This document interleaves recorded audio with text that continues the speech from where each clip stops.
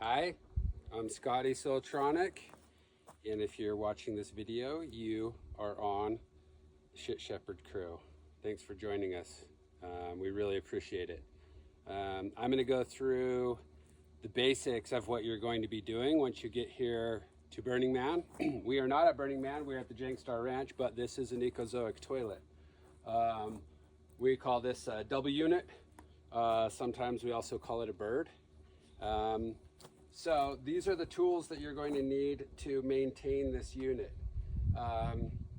So I'm going to go through the basic process. We've got a bucket, we've got a sprayer, a blower, some spray bottles, a mask, a scraper, some gloves, a broom. It's pretty simple what we're going to be doing. I'm going to give you a basic rundown of how this toilet works. So this is not a composting toilet, we call it a biofiltration toilet. So what's happening here is you poop pee in a tank. We have a filter inside there. We also inoculate it with microorganisms inside this tank. And so when you poop and pee in here, it gets broken down and gets turned into a liquid, and that liquid flows out the back. That liquid we affectionately refer to as the deuce juice. The deuce juice flows out the back, we catch it in a tank, and then we pump that and we take that off the playa. And that is currently going to an alfalfa field outside of Fernley. So we're not actually making compost. People ask and are curious, but that's basically what's happening here. You won't need to worry about what's happening behind the scenes, other than going back there, being careful not to step on hoses and things to grab toilet paper and hand sanitizer. Your job is basically going to be to make sure that this thing is really clean and that it has toilet paper and hand sanitizer, and that the locks are working, that there's nothing weird going on with the hand railing or the stairs, or picking up general garbage around out in the front, because we want this thing to look 100% all the time. So what I'm going to go over is we're going to have kind of like two basic cleaning processes. One is the process, like the first day process of cleaning this thing. And what we found is that if we don't do a really good job cleaning it right out of the gates, it's really hard to maintain it through the week. And it just progressively gets harder and harder to keep clean because it's so dusty. But we've got the proper tools now, and I think we're armed with all of the mechanisms to keep these things clean. And that's one thing that we really pride ourselves in, is having a really clean toilet all the time. And so, we're going to be going out twice a day. It shouldn't be a big deal. Sometimes people wipe out, that happens, but not that often. And keeping these toilets clean is pretty simple. So right out of the gates, this is going to be a really good example because this toilet's been sitting here for most of the summer. And so I'll show you basically what happens is inside the bench gets, really dusty and really dirty. And back in the day, we would try to clean this with a spray gun, a spray bottle, and smear it around, and it was really kind of difficult. So what we do now, what I like to do is I like to put on my gloves and I like to put on a mask. So I'm going to do that, and then I'm going to just show you the basic scenario here. I put on my mask and I put on my gloves. These things aren't mandatory, but obviously it's nice to have. Rubber gloves are definitely a good thing to have.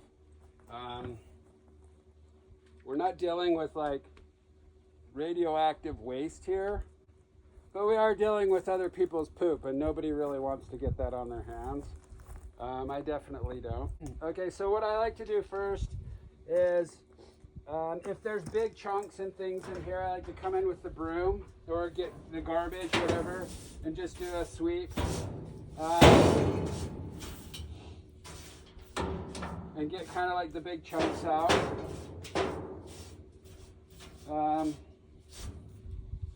But my favorite tool is this guy. You can just come in.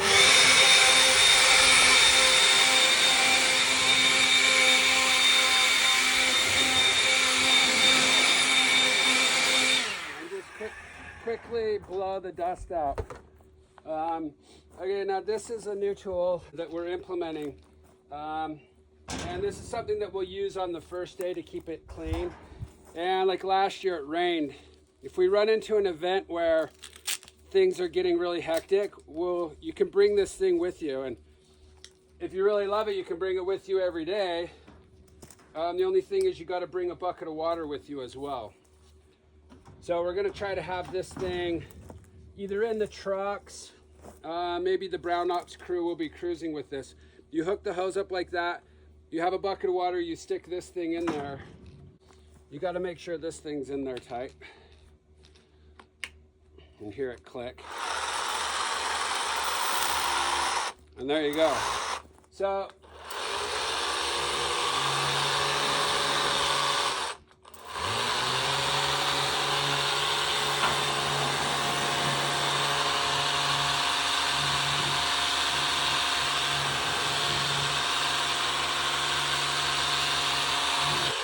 that's about all you should really have to do.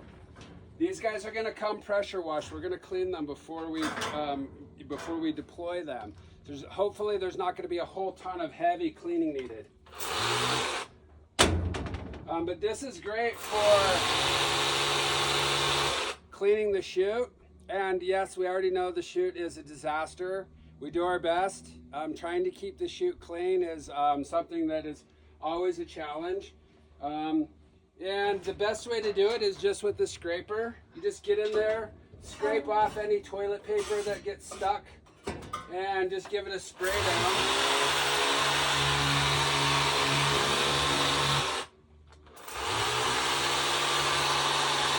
And boom, that's it.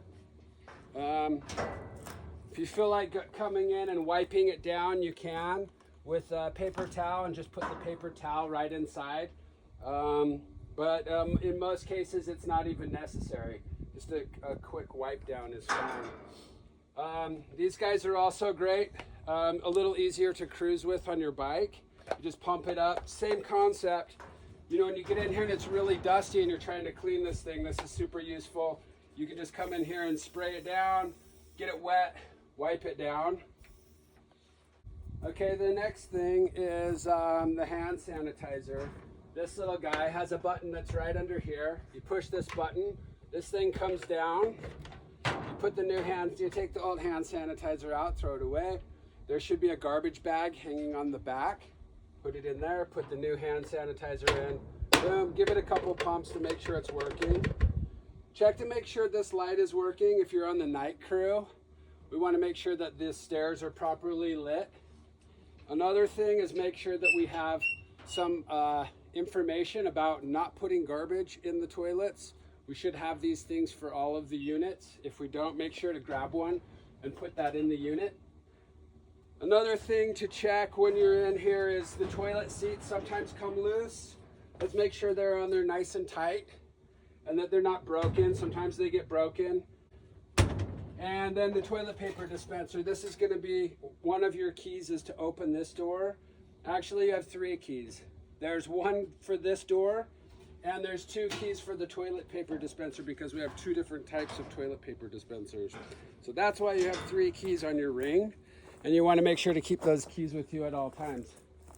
Other than that, it's pretty simple, pretty basic, and there you go.